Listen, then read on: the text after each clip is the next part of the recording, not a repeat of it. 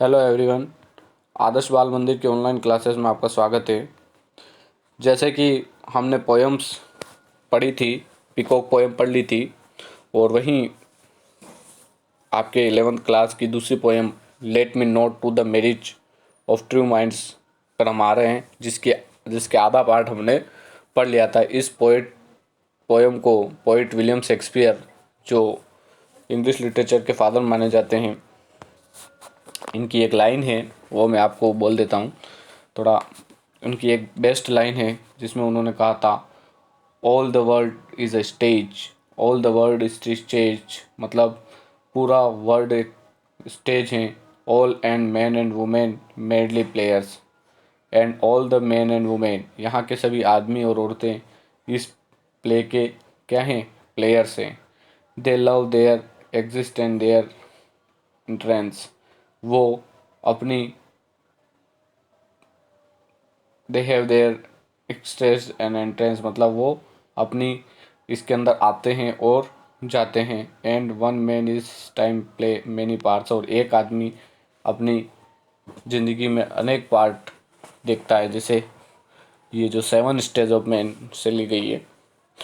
तो Shakespeare as a father of English literature हम इनको मान सकते हैं। जैसे हम आगे बढ़ते हैं, इस पोएम में पहले जो पार्ट था उसमें मतलब ये पोएम जो है कि अपने एक दोस्त के बारे में बताया, कि उसको बताया है कि लव का मतलब क्या होता है। पहले वो कह रहा है कि लव एक दूसरे से प्यार करते हैं तो विवाह उसमें बाधा नहीं होनी चाहिए, उसमें कोई बैंड्स नहीं होना चाहिए। उसके बाद हम दूसरे स्टेंजा पे, जैसे दूसरे स्टेंजा में जब कह रहा है poet, O no it is no ever fixed mark that look and the tempest, it is a never shaken, it is a start and every wandering bark who is worth known on all the height taken। यानी इस लाइनों में कवि कहना चाहता है, ये भी सच्चे प्रेम और गुणों का बखान करती हैं। कवि के अनुसार प्रेम ध्रुव तारे के समान है, स्टार लाइक अ स्टार, एक ध्रुव तारे के समान है, जो क्या करता है?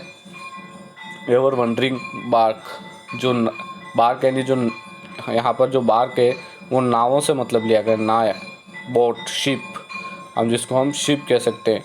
बार्क यानी शिप। वो यूँ कह रहा है कि ये जो शिप है उसको ध्रुव तारा, वंडरिंग यानी जो घूमती हुई जो शिप है, रात को जो घूमती है, जो एक ध्रुव तारा है, उनको दिशा ही दिखाता है। आपको पता है जो ध्रुव तारा जो दिशा होती है उत्तर दिशा में होता है, तो वो उसको दिखाता है। Whose worth unknown all the high the taken. और उसी तरह से जो लव भी है वो भी उसी तरह के है कि वो अपनी दिशाओं को बताता है। अब आगे वाली लाइनें हमें पढ़नी थी।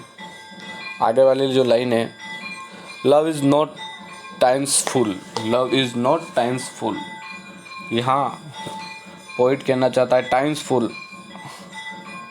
टाइम्स फुल का मतलब होता है not control time, uncontrol time. मतलब टाइम्स फुल का मतलब ये होता है कि जो लव है वो टाइम के कंट्रोल में नहीं है, यानी लव समय के कंट्रोल में नहीं है। ये जो प्यार है ये समय के नियंत्रण में नहीं है। तो उसको आप समझ सकते हो।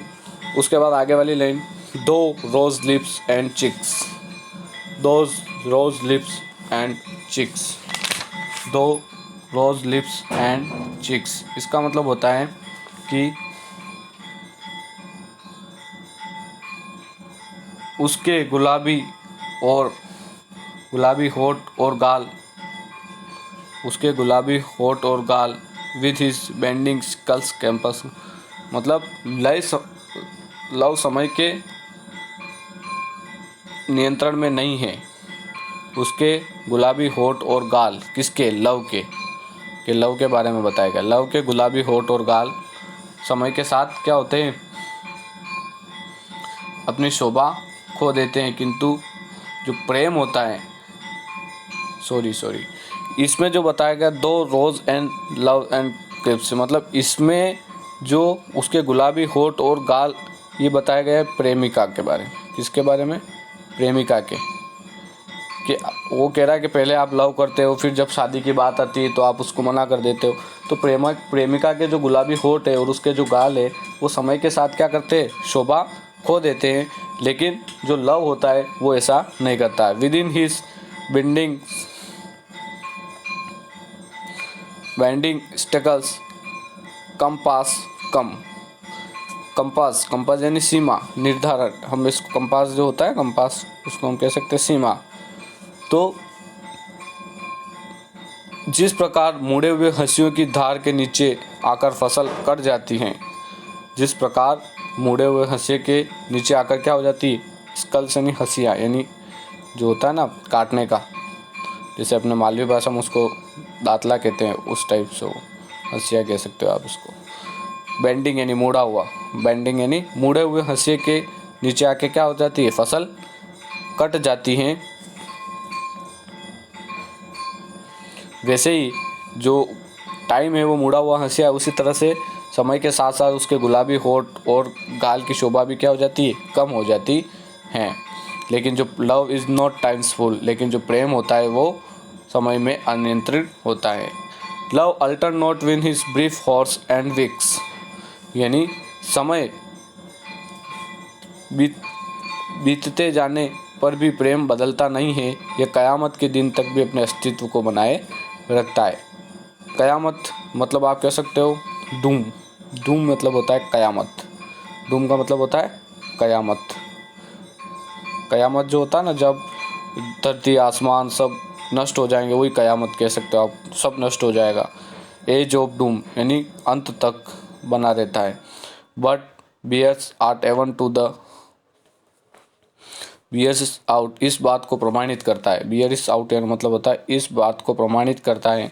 Love alter not with his brief hours and weeks, brief hours यानी बहुत विस्तृत, हावर्स, हावर्स यानी वर्ष, और विक्स यानी समय।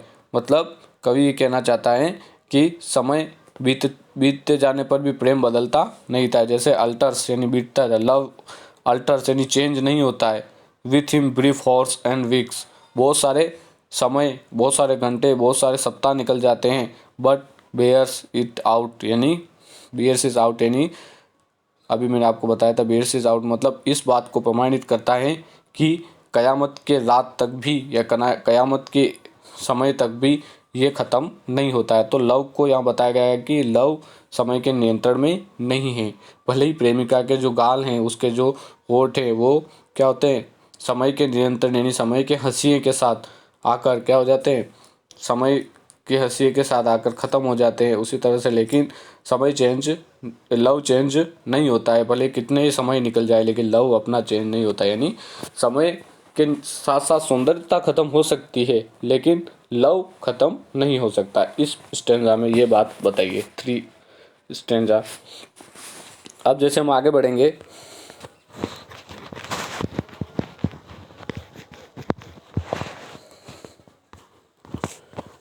अब लास्ट आपको कपलेट मिलेगा एक, जिसको हम दोहा कह सकते हैं। If this be error and upon me proved, if this be error, if this be error मतलब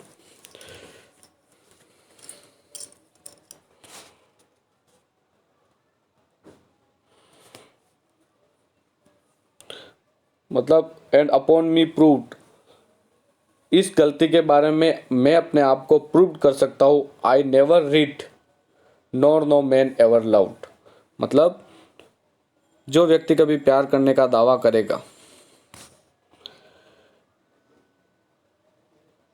ऐसा कर दिखाया जो समझेगा न तो उसने कभी एक शब्द लिखा ही था।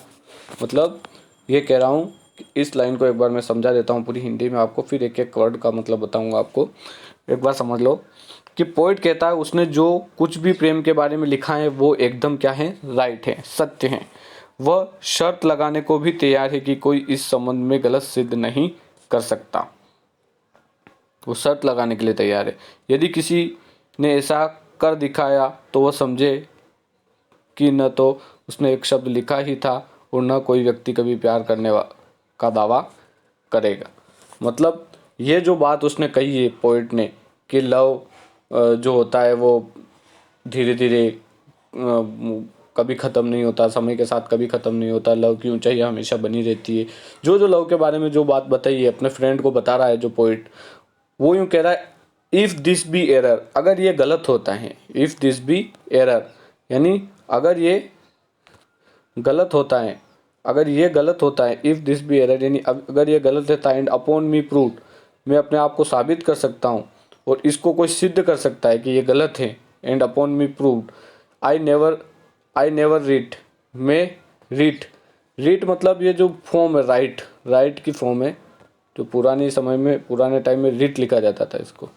तो आई नेवर रीट, मैं लिखना छोड़ दूंगा। Nor no man ever loved, और कोई भी व्यक्ति प्यार करना भी छोड़ देगा, मतलब कोई भी व्यक्ति प्यार करने का दावा करेगा, मतलब कोई भी व्यक्ति प्यार करने का दावा भी नहीं करेगा अगर ये गलत होता है तो, और उसको पूरा विश्वास है कि ये बात जो है वो क्या है, सही है।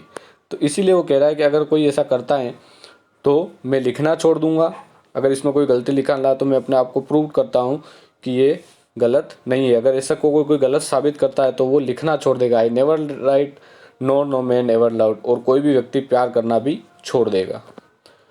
तो ये पोएम आपको समझ में आ गई होगी, तो इसको आप एक बार रिवाइज कर लें और इसके क्वेश्चन आंसर आप सोल्व कर लें। अब ये क्वेश्चन आंसर हम सोल्व नहीं करवाएंगे क्योंकि अब अपने को कोर्स थोड़ा खींचना है, आपका टाइम भी कम रहा है, तो क्वेश्चन आंसर कर लें। अगर क्वेश्चन आंसर में कहीं दिक्कत आती है आपको तो आप मुझे पर्सनली मैसेज कर दें कि ये क्वेश्चन आंसर है, समझ में नहीं आ रहा है, जो भी है, कोई भी डाउट आपको पढ़ाने में भी समझ नहीं आ रहा है तो भी आप मैसेज कर सकते हैं। Thank you very much.